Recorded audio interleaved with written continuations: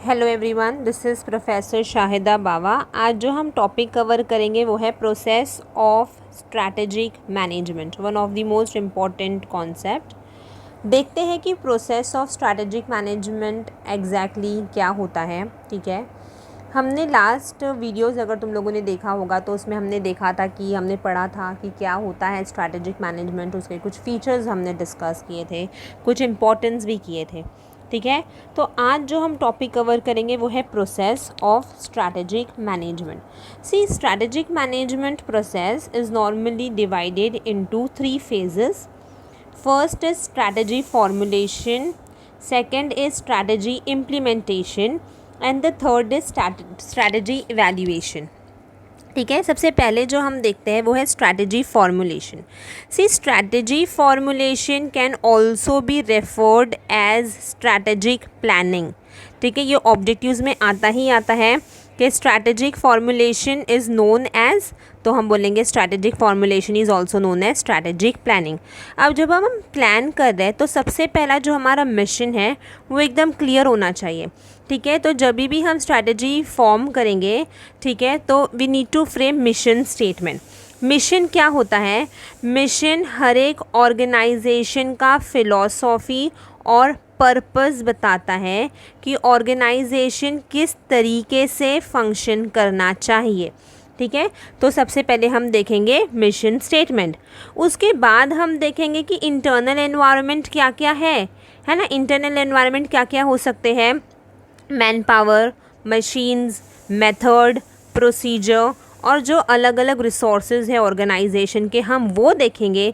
साथ में internal environment strength और वीकनेस बताता है हर एक ऑर्गेनाइजेशन का। अब जब हमने बात किया है इंटरनल की, तब हम ज़रूर बात करेंगे एक्सटर्नल की। ठीक है, तो एक्सटर्नल में हम देखेंगे कि एक्सटर्नल कौन कौन हो सकते हैं। एक्सटर्नल एनवायरनमेंट में government, competitor, consumers, technological development, ये सब कुछ आता है। अब एक्सटर्नल एनवायरनमेंट क्या बताता है हमें? Opportunities and threats.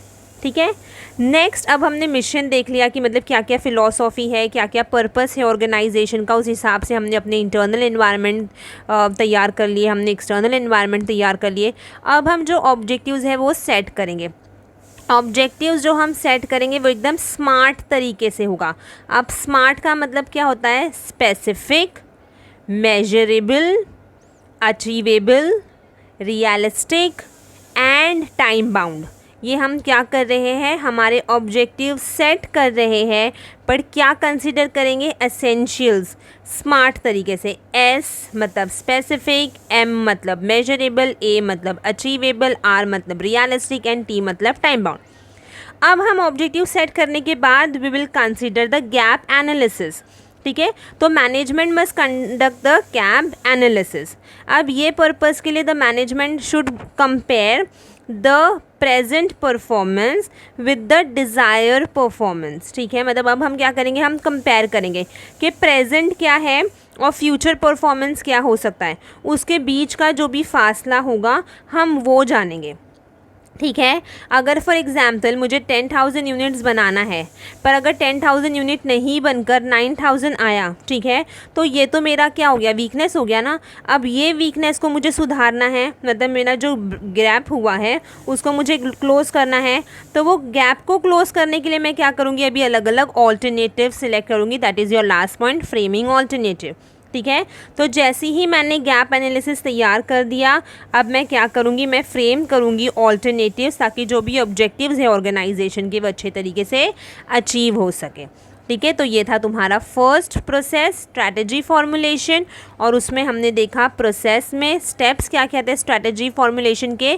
First we need to frame mission statement, then internal environment, external environment, we need to set the objectives, gap analysis करना है, and then alternatives frame करना है। Next process is strategy implementation.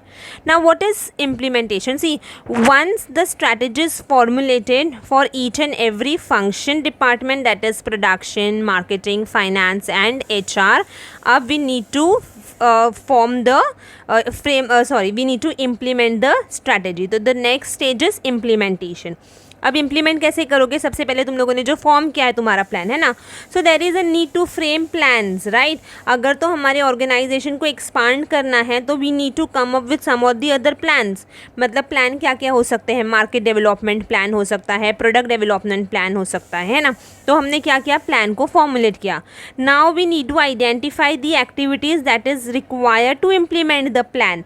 Okay, so after framing the plan, the management must identify the various activities required to implement the plan. Okay, for example, अगर मुझे market develop करना है तो मैं क्या करूँगी, मार्केट रिसर्च करूँगी, है ना। कस्टमर्स के जो भी फीडबैक है वो लूँगी। मैं जो भी डीलर्स है या जो डिस्ट्रीब्यूटर है, अगर मुझे नए मार्केट में जाना है तो मैं डीलर्स और डिस्ट्रीब्यूटर्स को क्या करूँगी, सिलेक्ट करूँगी। तो ये क्या कर रही हूँ मैं, ये आइडेंटिफाई कर रही हूँ मैं एक्टिविटीज़, ठीक है। एक बार मैंने आइडेंटिफाई कर दिया मेरे एक्टिविटीज़ को, अब मैं क्या करूँगी, ग्रुप करूँगी, ठीक है। तो मैनेजमेंट क्या करेंगे, मैनेजमेंट में group related activities under one department. For example, अगर तो मुझे प्रमोशन एक्टिविटीज़ करनी है तो मैं प्रमोशन एक्टिविटीज़ जो है वो असाइन कर दूंगी यूनिट या फिर एजेंसी को, है ना। फिर अगर तो प्लस लॉजिस्टिक्स जो है उनको मैं असाइन कर दूंगी कि एक पर्टिकुलर डिपार्टमेंट की जिम्मेदारी तुम ले लो। तो मैंने क्या कर दिया, मैंने एक्टिविटीज़ को ग्रुप कर दिए। अब ग्रुपिंग ऑफ एक्टिविटीज़ के लिए मुझे क्या करना है, मैंने ऑर्गेनाइज़ किया रिसोर्सेज। तो मैं क्या करूँगी, अरेंज करूँगी physical, capital and human resources, ताकि जो मेरे प्लान है वो अच्छे तरीके से इम्प्लीमेंट हो सके, है ना। जो रिज़ल्ट है वो अच्छे तरीके से आ सके। उसके बाद में मैं एलोकेट करूँगी, मतलब management must make proper allocation of resources, है ना। अब एलोकेशन ऑफ रिसोर्सेज सेम कैसे हो सकता है, availability of resources, importance of activity, ठीक है।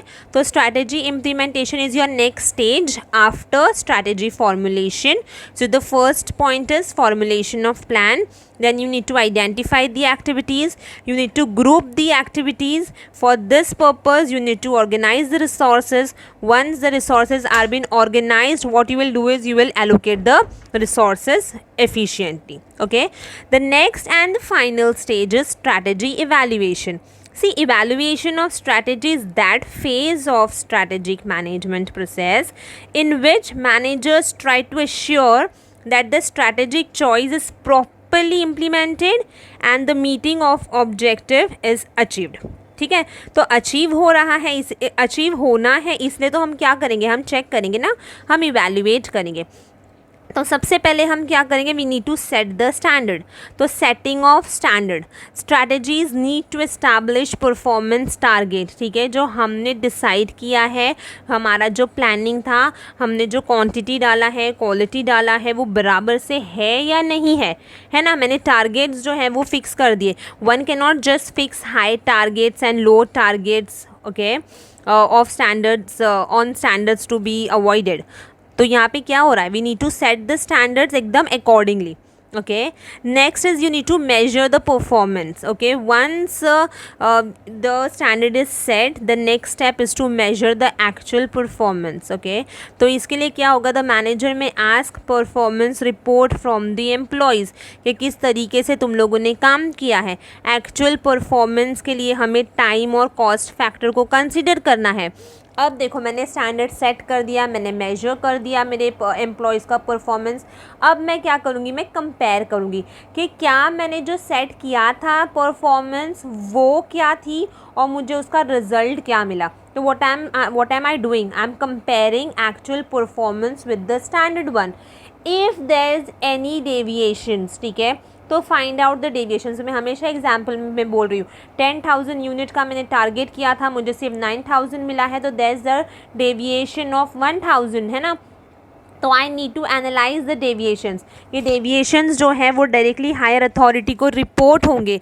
हायर अथॉरिटी जो है वो देखेगा कि मतलब लाइक क्या क्या कॉजेज़ थे, इसके क्या क्या फैक्टर्स थे जिसकी वजह से 1,000 यूनिट्स का जो है वो प्रॉब्लम आ गया है। ये पुअर प्रमोशन की वजह से हुआ होगा, हमने हाई प्राइस कर दिया होगा, हमने बराबर से डिस्ट्रीब्यूशन नहीं किया होगा, ये सब वजह हो सकती है ना। तो what am I doing now, I am analysing those deviations one if I have found the deviations. So what measures will be there, I need to take corrective measures for that. So after identifying the causes of deviations, the manager need to take corrective steps to correct the deviations at the right time. है ना, ऐसा नहीं कह रहे ठीक है ना problem हुआ 1000 का तो कुछ फ़र्क नहीं पड़ता, हम एकदम आराम से कर सकते हैं, ऐसा नहीं करना है, सही वक्त पे हमें मेजर्स लेना है, ठीक है। तो ये था स्ट्रैटेजी इवैल्यूएशन कि हमने क्या स्टैंडर्ड सेट किया, मेजर हमें करना है, फिर हम कंपेयर करेंगे, हमें डेविएशंस ढूंढना है, अगर डेविएशंस हमें मिला तो हमें कॉज जानना है कि किस वजह से ये हुआ और उसके हिसाब से हमें करेक्टिव मेजर्स लेना है, ठीक है। तो ये हमारे कुछ प्रोसेस थे। First stage was strategy formulation, then strategy implementation and the last strategy evaluation. I guess ये जो कॉन्सेप्ट था वो बहुत क्लियर हुआ होगा। अगर कुछ भी डाउट है तो do comment, okay, and yes do not forget to like, share and subscribe. Thank you.